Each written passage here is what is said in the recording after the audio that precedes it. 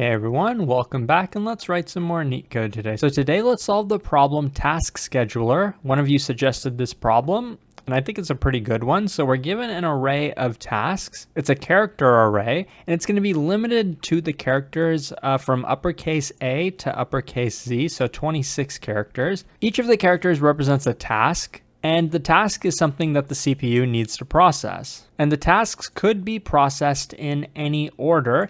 Each task takes exactly 1 unit of time to process, so that's good because it makes things simple for us. And for each unit of time, the CPU could either process an entire task or it could be idle. And the reason it would be idle is because we're also given non-negative integer input n that represents the cooldown period between the two same tasks. And the same task is represented by the same letter, the same character in the array. And to understand this, let's take a look at an example. And by the way, what we actually want to return is the minimum number of units of time that the CPU will take to finish all of the tasks. Let's take a look at this example. We're given these tasks, right? 3 A tasks and 3 B tasks, and the idle time we're given is 2 units of time. So basically, let's say we processed an A task, right? That takes us 1 unit of time to process. Now we process a B task. And now we know that before we process another A task, we have to wait 2 units of time. So, let's say we process an A. We can't process another A. We have to wait 2 units of time before we can process another A. So what are we going to do in the meantime? Well, there's a B as well. So let's process one of the B's. And now for this B, we know we actually have to wait 2 units of time before we can process another B. So the next time we can process another B will be at this point in time after we have processed our second A. So now the question is, can we fill this spot with anything, or are we going to have to be idle at this point in time? And there aren't any other characters, right? We had 1 A and 1 B. Now we have 2 A's and 2 B's remaining, so we can't do anything. This has to be idle. We process an A, a second A, and a second B. That means that before we can process another A is going to be 2 units of time. So this B, and then another unit of time, and then another A. And we also processed a B. The next time we can process a B will be at this point in time. So at this point, again, we are going to have to be idle. But the good thing is that this is the entire, all the tasks we were looking for, 3 A's and 3 B's. So as you can see, it took us 1, 2, 3, 4, 5, 6, 7, 8 units of time to do this. So our output is going to be 8. So now let's think about a general approach that we could come up with to solve this problem. So let's say we had this as our input. First thing to notice is we're going to be given characters A through Z. It doesn't really make sense to worry about which character we're looking at, right? There's really not a big difference between a B and a C, but we should keep track of how many of each character there is. So we know there's 3 A's, 2 B's, and 2 C's, right? We don't even have to worry about the characters anymore. We can just focus on the numbers. We know that there's 3 of one character, there's 2 of a different character, and then 2 of another character. We know that the idle time in this case is 1. What order should we process the characters in? It's probably better to process the more frequent character first, the more frequent task first, because we know there's going to be some idle time, and processing the more frequent one first basically gives us more time to not be idle. And I'll show you the intuition behind that. Let's say we did a C first, right? We do C, we know that the idle time is just 1, right? So then let's say we do B, and we're allowed to do another C right away. Let's say we do that, right? We do another C, and then we do another B because the idle time is only 1, right? So now we've already processed all the C's and the B's, and all we're left with is 3 A's. Okay, let's process one of the A's. Okay, great. But now we have an idle time. We have no other characters available for us, so we have to wait. And then we can process another A, and then we wait, and then process another A. So in this case, this was one way, but did this minimize the total time that it took us to process all the tasks? A different way would have been to start with the most frequent character, right, A, and now there's only 2 A's left. So now what's the most frequent? Well, you could say A again, But we know that there is an idle time of at least 1. So at this point in time, A is not available to us. So we have to process a different character, let's say a B. Then A is actually going to be available for us again. So we could process the A, or we could process the C. In this case, it doesn't really make any difference because there's 2 of each of these. So we could do either one. Let's just do C. So then there will be 2 A's, 1 B and 1 C. Then we'll of course want to do the more frequent character, the A. And then there's going to be 1 A remaining. We can't process another A without at least 1 unit of idle time. So let's do B and then do C, and then we can do A, right? This it also is a valid way, and this one actually minimizes the idle time rather than this one. And what is the idle time in this case? It's about, not the idle time, the total time in this case is about 7 as opposed to 9 in the other case. So that's kind of the intuition why we're going to try to do the more frequent task first and then the less frequent task. How we're going to be doing this is by using a data structure called a max heap, which will allow us to continuously figure out which task is the most frequent one. And the max heap can actually allow us to determine that in log n time, right? If we have a bunch of these, we could figure out which is the most frequent in log n time, which is good. But in this case, actually, it's even better than that. It's about log 26, since we only have 26 different characters. This is kind of a constant time operation anyway. But I will say that the overall time complexity is still going to be big O of n. One, because we are going to have to, count the occurrences of each task. So we're going to have to go through the entire input. And we're going to be, popping every value from our max heap and adding every value to our max heap. So the time complexity is going to be big O of n. That's also going to be the memory complexity. But now to the actual algorithm itself. We're actually going to use one other data structure, a queue. It's not required, but I think it makes the problem a little bit more organized. So let's start off with the max heap, right? We have 3 integers. We're going to be adding integers to our max heap, not the characters. We're going to be taking the counts of each task and adding that to the max heap. So we're going to have a 3 and a 2 and another 2. And by the way, when I actually code this up in Python, we don't have a native max heap. So the way we only have a min heap. So the way I get around that is basically by taking each of these values and making it negative. In a max heap, we want to pop the maximum, and we can do that in log n time. So in this case, we'd pop the 3, which is the maximum. But in Python, we're actually going to do it the opposite way. All of these are going to be negative. So we're going to end up popping the minimum, which is going to be -3. But we're going to, assume that it's a +3. But yeah, so that's the idea. First, we're going to pop the 3 or the -3. You can think about it however you want. That's the most frequent. But now we want to change the count from being a 3 to now being a 2, right? Because we just processed one of the tasks. So, if you have a negative, you'll have to add 1. If you have a positive, you can decrement it to 1. In my case, when I write the code, I'm going to be adding 1 to this. But now we're actually going to be taking this and adding it to our queue data structure, because we know that there's some amount of idle time for this task. At the current point in time, initially we were at time equals 0, but we just processed the task. So now we're at time equals 1, and we're going to add this integer 2 or -2 to our queue. But we're also going to be adding another value to the queue.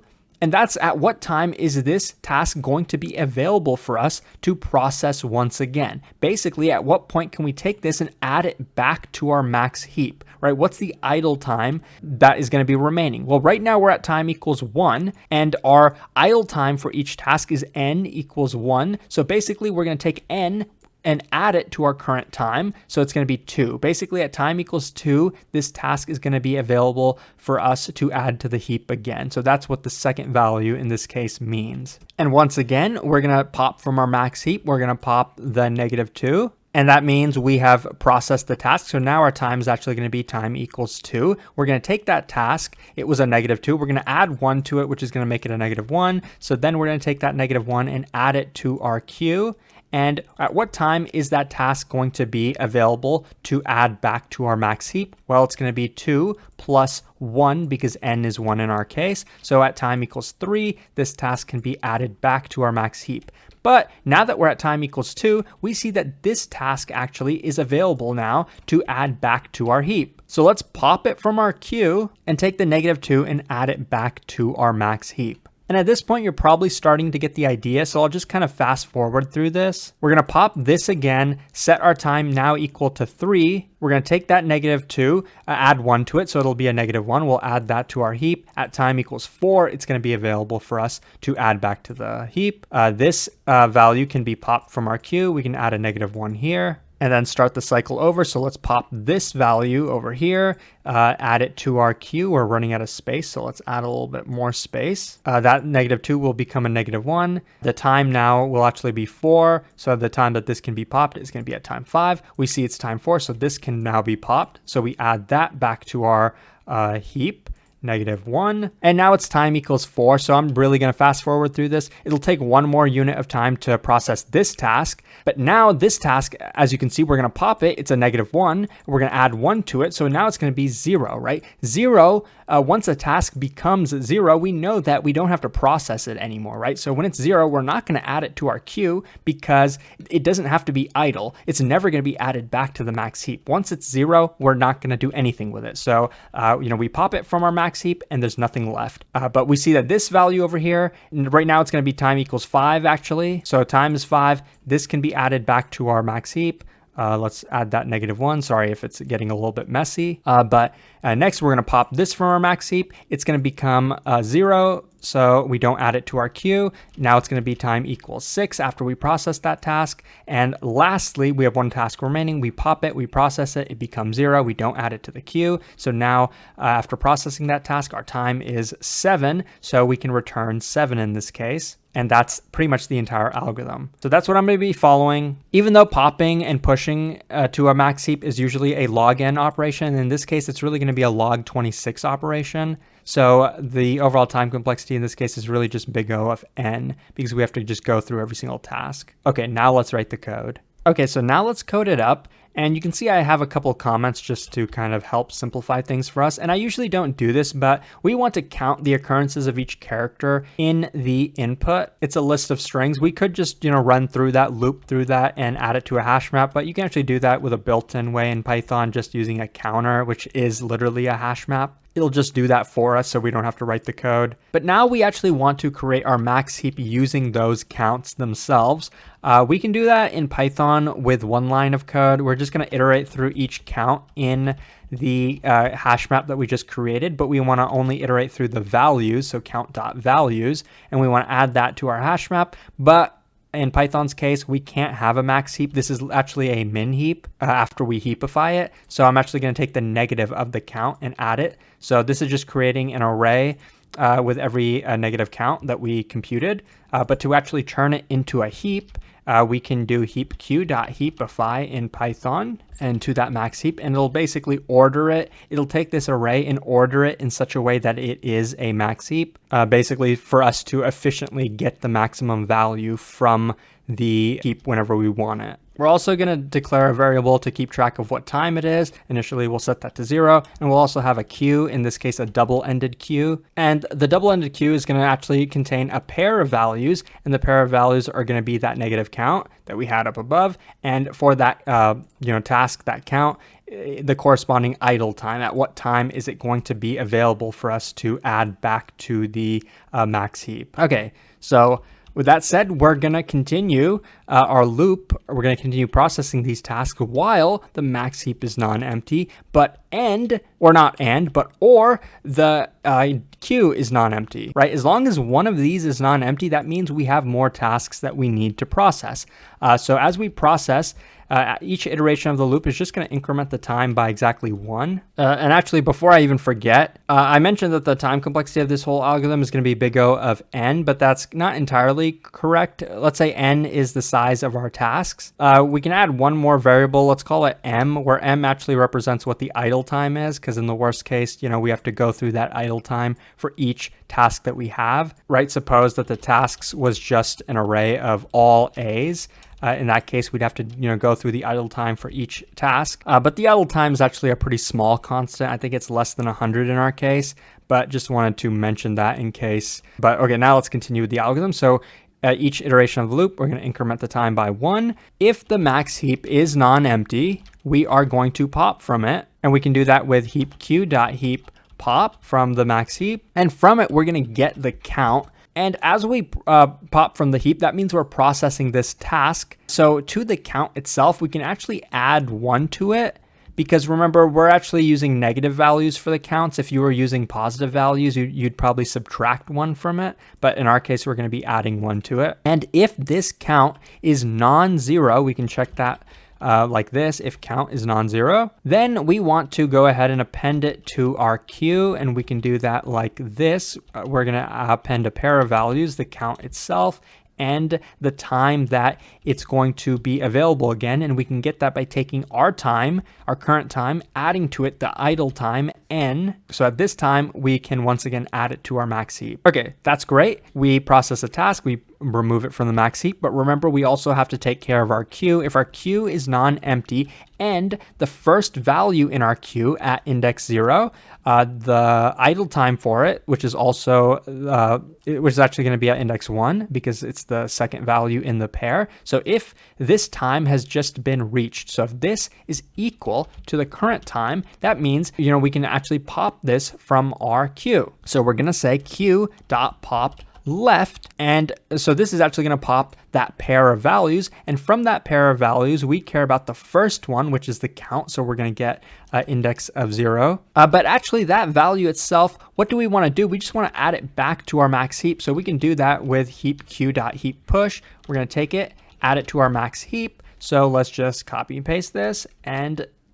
move it up above. So the only thing left for us to do is, once everything has been processed from our max heap and our queue, we can just go ahead and return the time that it took us to do all of that work. Let's just clean this up a little bit. That's the entire code. So now let's just run it to make sure that it actually works. And as you can see on the left, yes, it does work, and it's pretty efficient. I do want to mention there actually is a different solution for this. That's actually a little bit more of a true linear time solution, but I think it's a lot less intuitive. And I think this solution is perfectly fine for interviews.